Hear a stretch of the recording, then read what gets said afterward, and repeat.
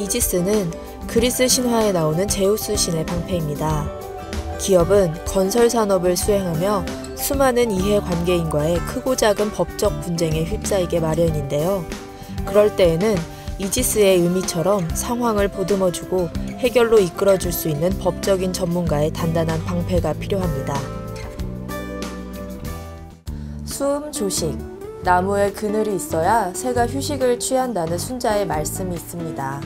인격과 덕망이 있어야만 사람들이 따른다는 의미인데요. 오늘은 법리적인 능력과 더불어 인간적으로도 존경심이 생기는 분을 만나뵈러 왔습니다. 특수부 검사 출신 변호사임에도 불구하고 끊임없는 연구와 도전으로 열정적으로 자기 개발에 힘쓰시는 분. 법무법인 이지스의 강민구 대표 변호사님이십니다.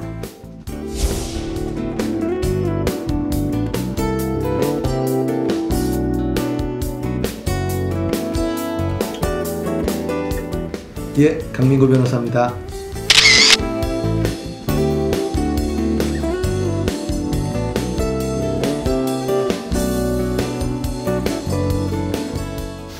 변호사님 반갑습니다. 네, 안녕하십니까? 네, 오늘은 기업의 건설 법무 전반을 관한 도움 말씀 주실 텐데요.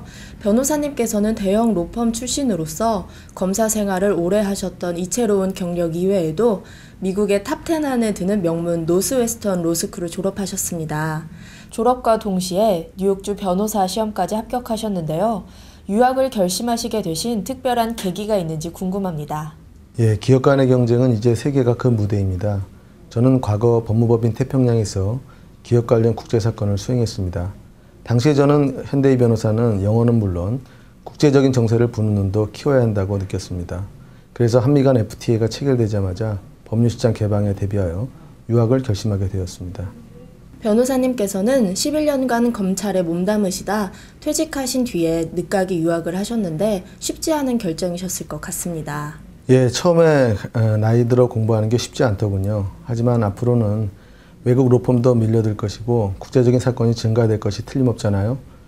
계약서도 전부 영어로 되어 있고 특히 그 건설 관련 회사들은 해외 공사와 관련된 분쟁도 많고 하여 미국의 기업 관련 법들을 주로 공부하게 되었습니다. 실제로 외국 회사와의 건설 관련 분쟁이 일어났을 경우에 미국에서 공부하신 경험이 많은 도움이 되셨을 것 같은데요. 예, 한 번은 독일 회사와 관련된 해외 건설 분쟁이 벌어진 적이 있었습니다. 상대방 로펌 변호사와 영문으로 서로 논쟁을 벌이다가 그쪽에서 양보를 하는 바람에 쉽게 합의금을 받은 적도 있었어요. 미국에서 공부했던 계약법이 많은 도움이 되었던 거죠. 변호사님께서는 건설기업 간 분쟁 이외에도 다양한 분야에서 전문적인 경험을 쌓으셨습니다. 검사 시절 또는 다양한 해외 경험에서 얻은 것이 건설 관련 분쟁을 해결하시는 데도 도움이 되었나요? 예, 건설 관련 분쟁의 경우 모든 관련 법들이 종합 세트라고 할 만큼 법리적으로 복잡한 경우가 많습니다. 이 경우 다른 분야와는 달리 민형사는 물론 상사법, 지적재산권, 조세, 관세, 국제계약 관련 지식을 두루 갖추지 않으면 난관에 부딪히게 됩니다. 예, 그렇기 때문에 비교적 다채로운 경험을 한 제가 하기에 적합한 분야라는 생각이 듭니다. 검사 시절 건축 전담을 오래 하였고 특수부 시절에도 건설회사를 많이 수사한 노하우도 도움이 되는 것 같습니다. 말씀을 들어보니 무한한 도전의 중요성에 대해 새삼 깨닫게 되는 것 같습니다. 오늘 말씀 주실 건설업법 분야 역시 산업의 발달에 따라 관련 건설 법규의 진화도 그 궤를 같이 하는데요. 최근 늘어나는 건설 분쟁에는 어떤 것들이 있나요? 예, 건설 관련 소송이 꾸준한 쟁점으로는 주로 하자담보 책임이나 건설 도급계약, 입찰에 관련된 분쟁 등이 있습니다. 그리고 일조권, 조망권, 기타 생활환경 침해로 인한 분쟁도 많아졌어요.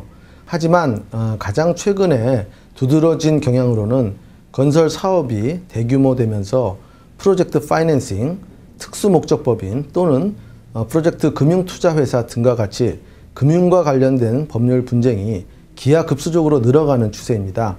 또한 컨소시엄으로 입찰에 참가하는 업체들의 경우 공동수급체와 관련된 법률 문제 등도 대두되고 있어요.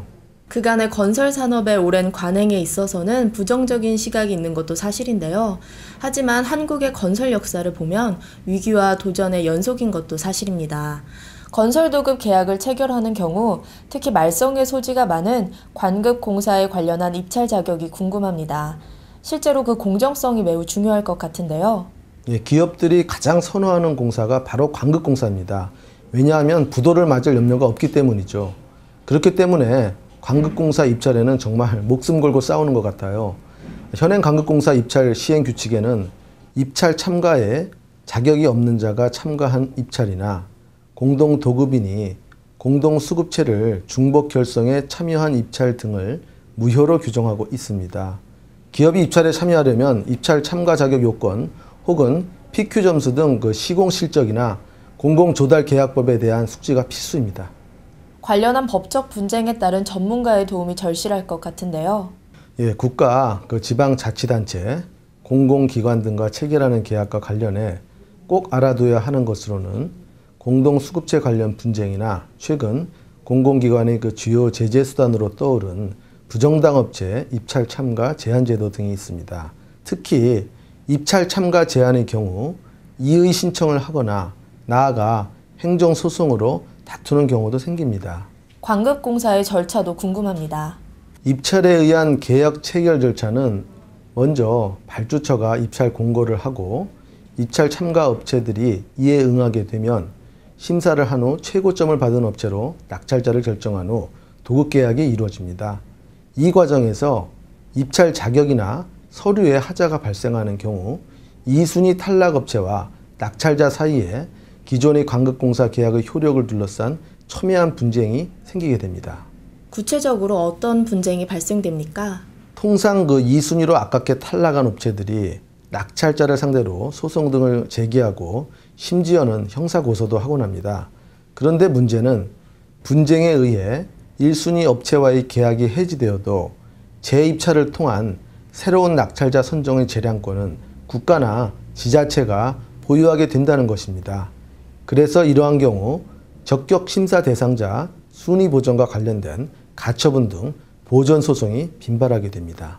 다음으로 공동수급체와 관련하여 먼저 그 뜻이 무엇이며 어떠한 법률 문제가 발생하는지 설명해 주시겠어요? 예, 보통 위험 부담의 분산, 지방, 군소업체들이 활성화 등을 목적으로 하여 컨소시엄으로 공동수급체를 구성하여 입찰에 참가해야 하는 경우가 생깁니다. 이 경우 공동수급체는 크게 공동이행 방식과 분담 이행 방식으로 나뉩니다.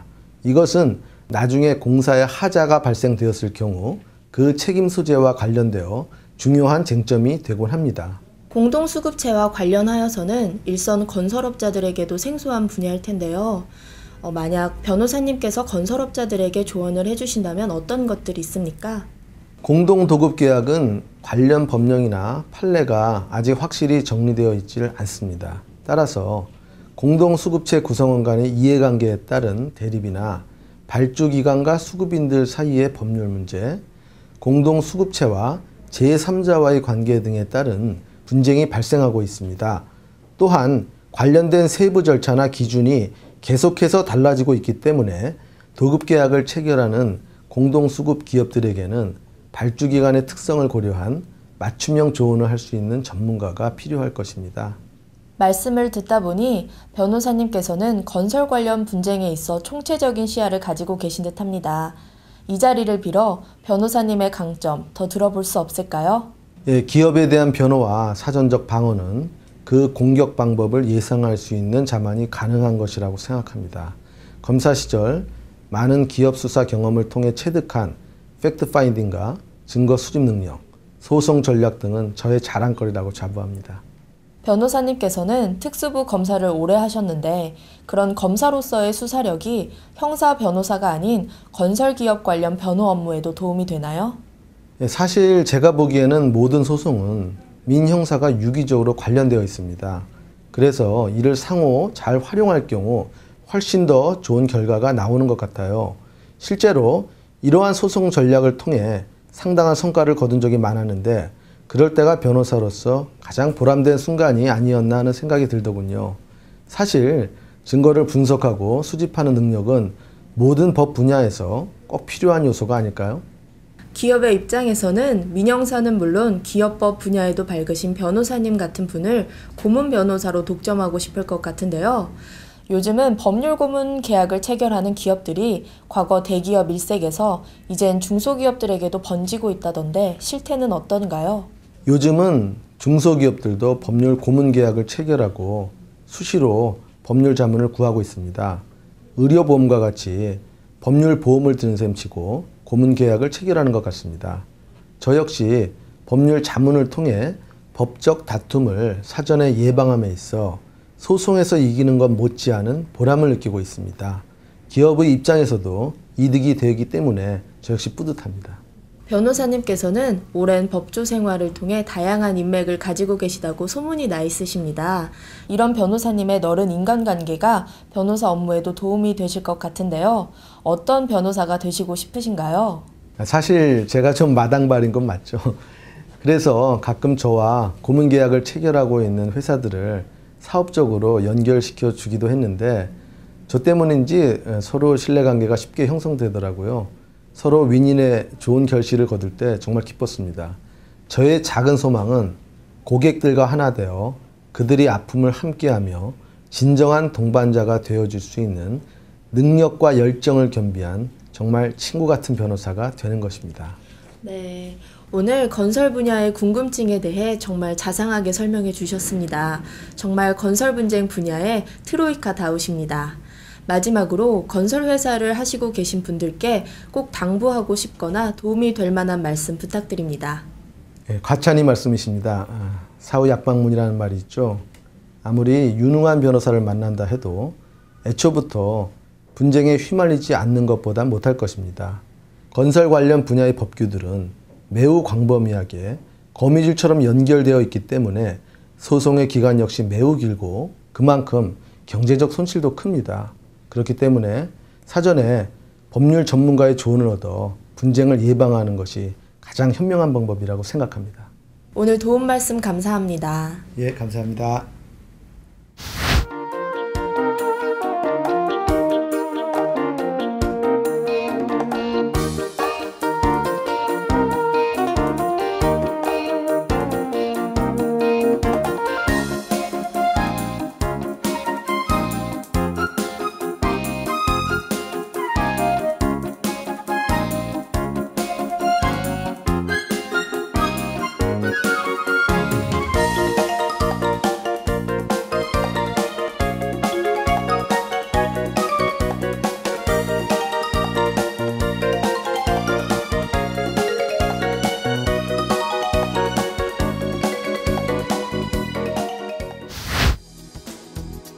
실제로 강 변호사님은 본인에 대한 설명보다 더 크고 깊으신 분이 분명합니다.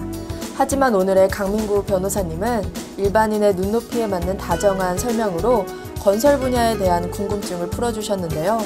한 번 만나면 결코 놓치지 않고 변호사님의 사람으로 만들어버리는 성품은 강 변호사님의 발전에 견인차가 되어줄 것 같습니다. 전문 변호사를 만나다 리포터 유지혜였습니다.